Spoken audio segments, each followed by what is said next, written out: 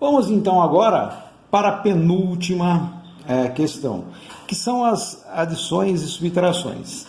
Nós temos aqui na letra A números decimais. Você pode fazer mentalmente esta conta, né? Lembrando que 0,7, se você completar a casa, é 0,70. Então vai ficar 4,73. Caso você queira armar a conta, nunca se esqueça da máxima. Vírgula debaixo de vírgula. Então você já posiciona aí os números tomando como referência a vírgula. Agora, na hora de fazer a soma, nossa, aqui é um espaço vazio. Ué, nada impede de você completar com zero, igual nós havíamos comentado ali anteriormente. 3 mais 0, 3, 7 mais 0, 7, vírgula debaixo de vírgula, 4 mais 0, 4. Então, aqui, 4,73, ok? Vamos para esse daqui. Na hora de fazer a subtração de dois números que são formados por frações que não têm o mesmo denominador, você tem que transformar os denominadores 4 e 6 em um mesmo número. E, para isso, você busca um número que está ao mesmo tempo na tabuada do 4 e do 6. Pode ser qualquer número, só que é mais interessante que você encontre o primeiro. Então, eu vou representar aqui as tabuadas. Isso você pode, ao invés de escrever, mentalizar. Então, 4, 8, 12, 16, 20, 24, 28 e assim por diante. Tabuada do 4.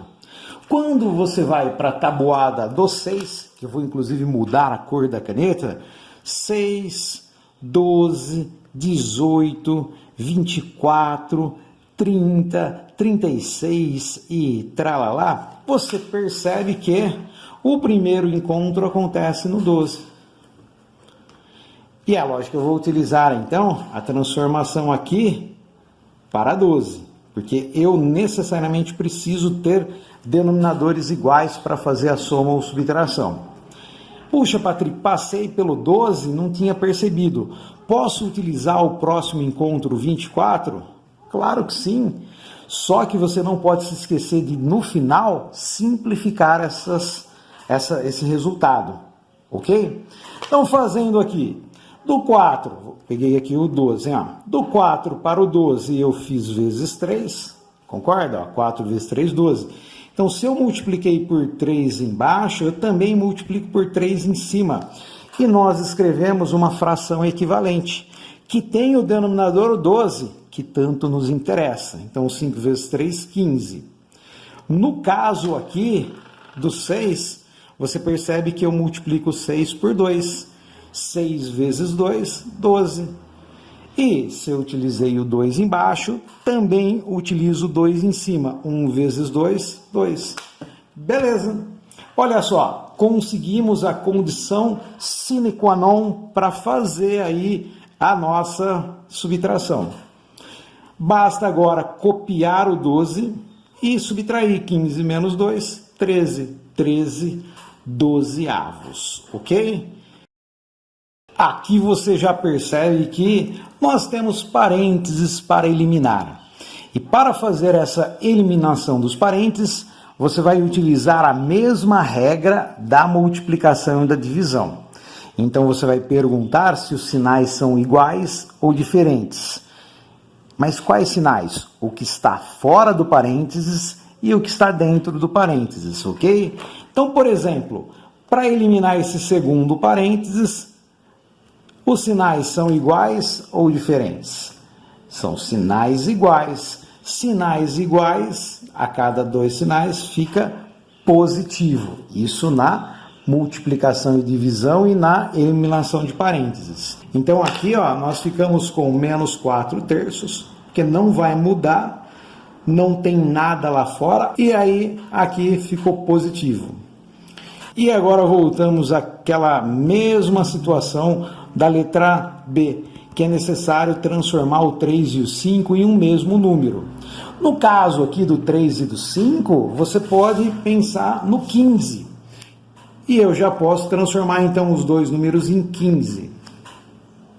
Para fazer esta transformação, o 3 ele foi multiplicado por 3. Opa, o 3 foi multiplicado por 5. Que viagem, né? 5 vezes 3, 15. E o 4 também vai ser multiplicado por 5. Então, no caso aqui, vai ficar menos 20 quinzeavos. 3 vezes 5, 15. 4 vezes 5, 20. No caso do 5, para ser transformado em 15, multiplicamos por 3. 2 vezes 3, 6, 6 quintos. E aí o sinal daqui do meio eu abaixo. Agora, muito cuidado. Quando você for fazer esta subtração, você não pode se esquecer que o menos é uma dívida. Então, é como se eu tivesse aqui devendo 20 e eu só tenho para pagar 6. Se você for pensar nessa situação, você vai ficar devendo. Afinal de contas, você paga 6 da sua dívida, mas você continua devendo 14. Então, ó, menos 14 quinzeavos. É o que eu falo tanto, ó. É uma conta, entre aspas, de sobrar. Vai sobrar dívida, e é uma dívida de 14. Tudo bem? Nesse caso aqui, a gente só precisa eliminar este parênteses, utilizando aquela regra da multiplicação e divisão. A cada dois sinais que são diferentes, o resultado fica negativo.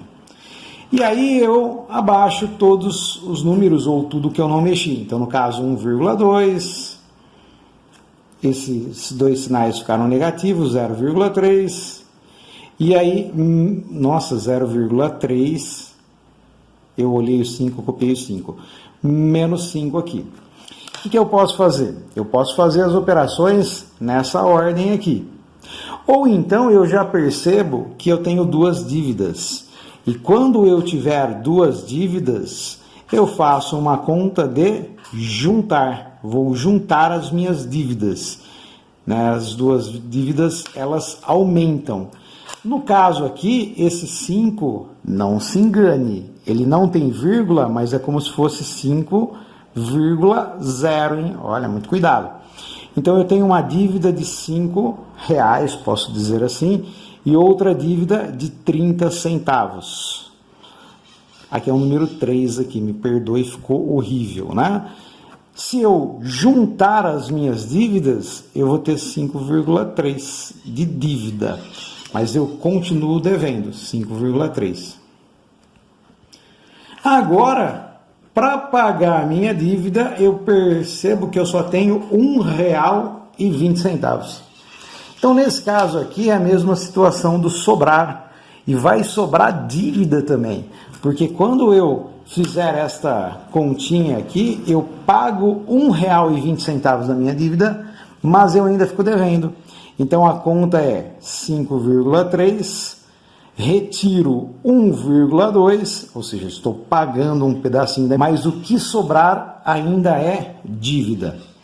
E aí você percebe o seguinte, aqui, fazendo aquela máxima vírgula debaixo de vírgula, 3 tira 2, 1, 5 tira 1, 4, menos 4,1. Fechou?